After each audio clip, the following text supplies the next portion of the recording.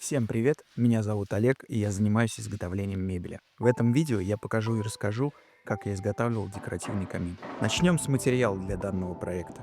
Шпанированный МДФ я буду использовать для каркаса камина. Молдинги будут изготовлены из древесины ясеня. Каркас покрасим белой эмалью с золотой патиной. Внутренний портал камина будет изготовлен из акрилового искусственного камня. Приступаем к работе. Начинаем с чернового распила древесины на форматник и плавненько переходим к фуганку и рисмусу. На фуганке задаем две нужных нам базовые плоскости на торце и на пласте, а после этого калибруем на рейсмусовом станке. При условии, что ножи хорошо заточены, ясень строгается без затруднений. Скажу пару слов о ясене. Древесина ясеня отличается выразительной текстурой, а также хорошо шлифуется, полируется, фрезеруется и имеет достаточную эластичность, подходящую для гнута клея.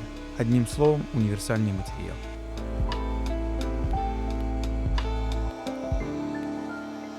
Следующим этапом переходим к изготовлению обклада для камина. Для этого я буду использовать 4 концевых фрезы. Одна из них базовая и 3 фигурных.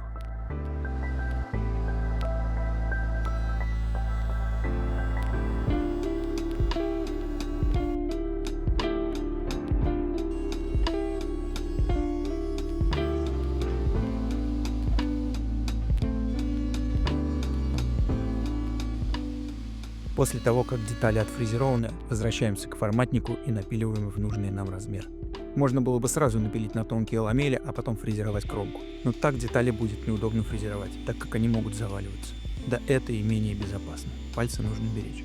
Наверное, правильно было бы начать это изделие с проектировки и моделирования. Но так как на момент съемки у меня не было навыка работы в моделирующих программах, таких как Просто и SketchUp, изделие создавалось эмпирическим путем. Конечно же, проект был на эскизах и на бумаге, но в идеале, конечно, стоило бы сделать 3D-визуализацию и 3D-проект. Но теперь я открыл для себя просто бомбическое приложение, называется Shopper 3D, это не реклама. С помощью этого приложения можно создавать любые эскизы мебели, там очень удобный интерфейс, все адаптировано под планшет. В общем, идеальный инструмент для проектирования. Рекомендую от души.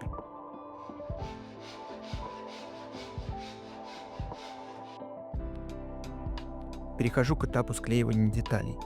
Нижнюю часть фиксирую на струбцины, так как там есть уже позиционирующий паз, а верхнюю часть фиксирую с помощью микрошпилек.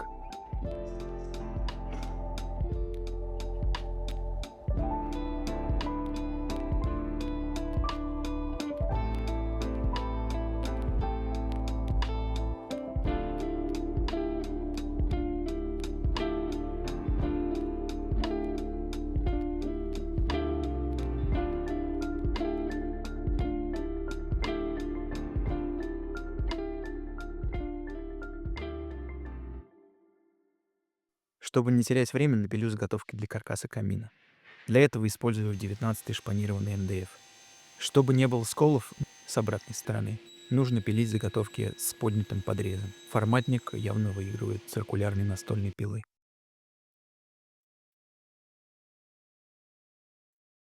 Произвожу разметку на колевке и с помощью погружной пилы и лобзика делаю нужный мне вырез.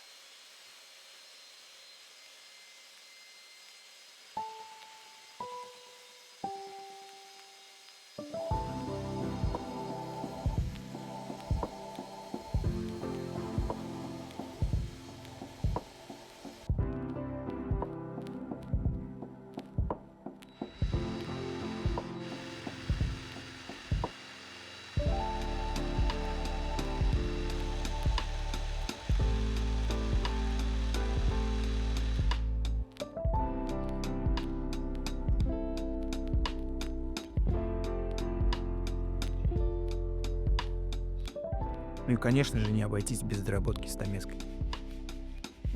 Вот он, главный инструмент мастерской. Утюг горячий, советский, родной, свой.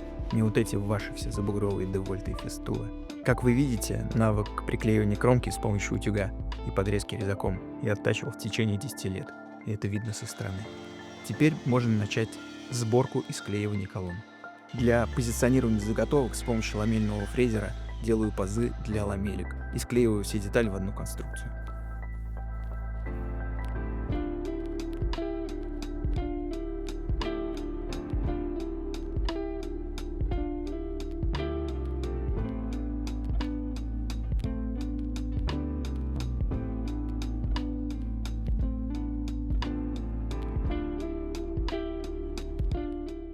Если вы будете когда-нибудь на коктейльных вечеринках, можете смело оттуда подрезать пластиковые трубочки. Они вам пригодятся, чтобы удалять выступивший клей.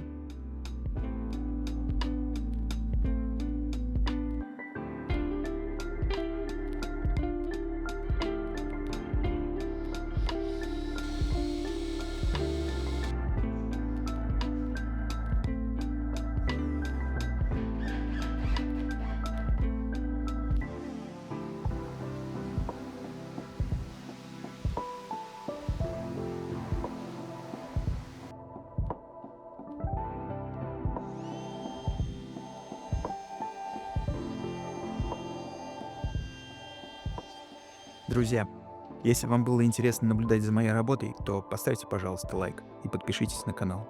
Можете написать еще добрый комментарий. Для меня это очень важно, как для начинающего, не побоюсь этого слова, креатора. А за это я постараюсь снимать больше полезного и качественного контента.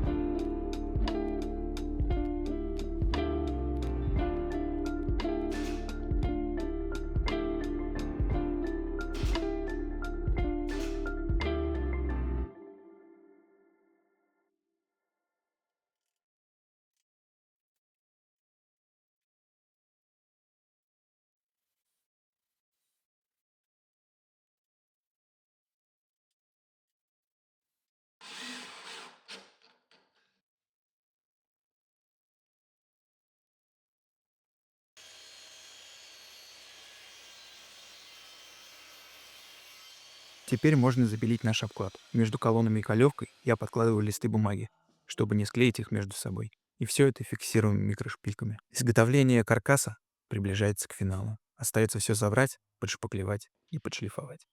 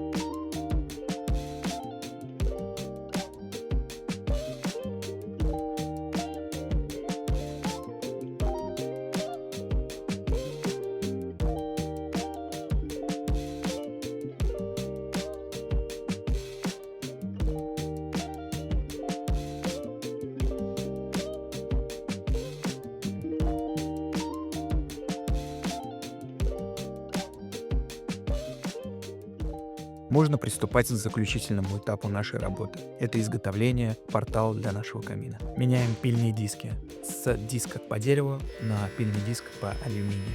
Принцип с камнем почти такой же, как и с деревом. Единственное отличие, что его не нужно строгать. Акриловый камень — это плитный материал. В основном его толщина составляет 12 мм. Для работы с ним использую фрезы по дереву со сменными ножами.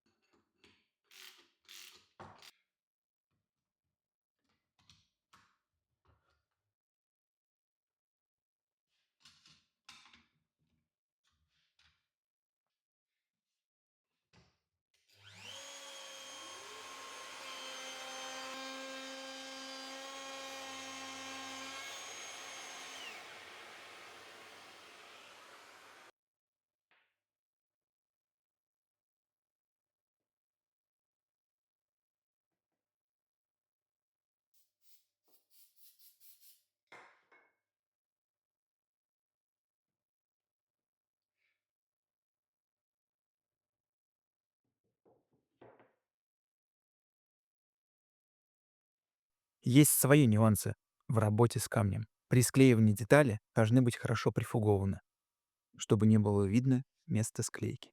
Клей используется двухкомпонентный, он быстро кристаллизуется, и поэтому некоторые этапы склейки мне не удалось заснять.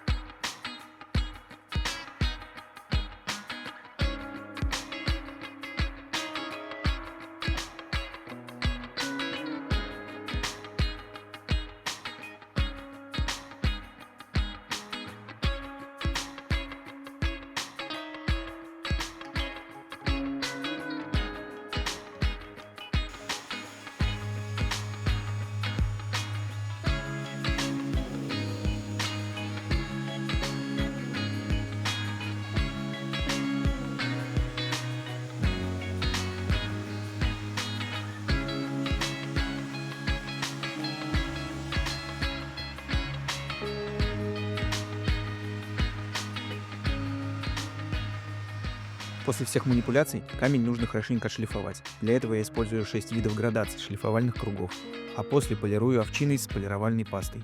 И на этом моя работа в мастерской подходит к финалу, и остается это все смонтировать на объекте у заказчика.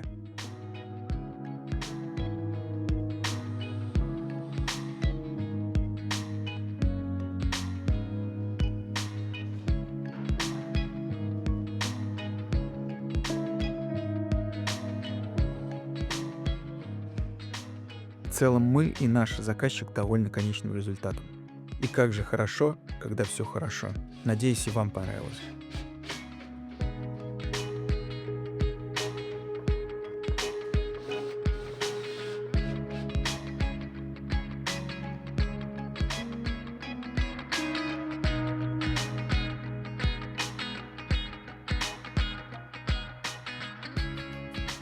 Нужно сказать еще пару слов.